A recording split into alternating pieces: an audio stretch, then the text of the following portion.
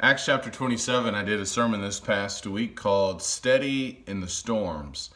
I would encourage you to listen to it. It can be found here on our website. It can be found on Facebook, on our Facebook page, West Main Church of Christ. The Apostle Paul and those who are on the ship, they faced some difficult days, to say the least. And certainly we are going to face some difficult days as well.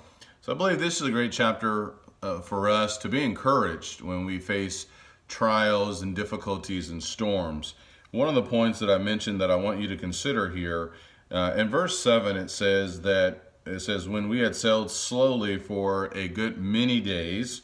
And then verse number 9, when considerable time had passed, and the voyage was now dangerous, since even the fast was already over, Paul began to admonish them and said to them, Men, I perceive that the voyage will certainly be with damage and great loss, not only of the cargo and the ship, but also of our lives. So Paul warned them, this is not a good idea to take this voyage now. So when you get to verse 18, 19, and 20, you see time phrases like next day.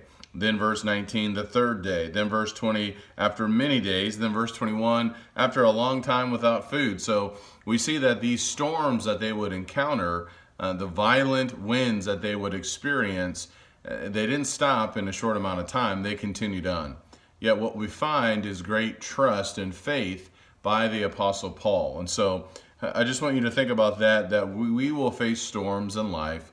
And we don't know sometimes where these storms, how long they're going to be around and things like that. But we know we are going to face storms. So we need to make sure that we prepare ourselves and that we are steady, that our faith is rock solid, that we are ultimately trusting in our Father in heaven.